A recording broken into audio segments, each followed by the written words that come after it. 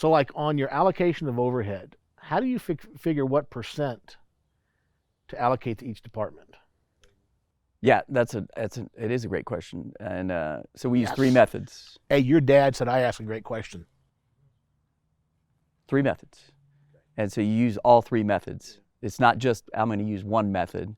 So the first method is direct expense. If you buy it, you own it. It's yours. That's the department. So if the plumbing department buys a plumbing truck, you would put that expense in the plumbing department, right?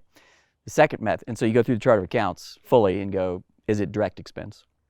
Then the second layer is labor, because labor drives overhead.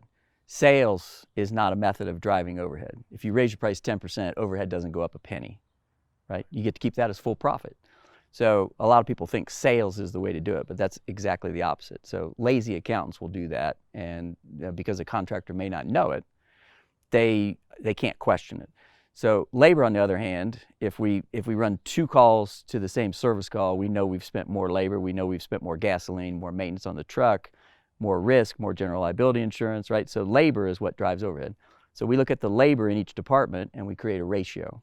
And so we apply the ratio to the expenses in the overhead, and you put those in the buckets of the departments based on what the labor is doing. So if my labor is 20% of my overall labor in the department, then they take 20% of the rent, 20% of everything else. Yeah, but by department. So remember, you could have a 25% overall labor cost in the company. So we're not taking 25% Right. and applying it evenly. It's the We're looking at the labor in the plumbing what percent of department, that in the 25%? service department, because service is a much higher labor cost business. So it's going to get more overhead allocated naturally because you're running more truck. Yeah. So 5 service calls per tech a day is using more gas, using more depreciation than 1 installed truck per day. And so that's the second method. So you scan the chart of accounts, the remaining accounts that are left over, you do management discretion. You look at that and say, well, the general manager, where does Wally spend his time? If you have a service manager that's running commercial service and residential service, you'd probably say, well, 50% goes over here and 50% goes over here. So you make some good decisions. The key on the last one is that you never change that, during midstream.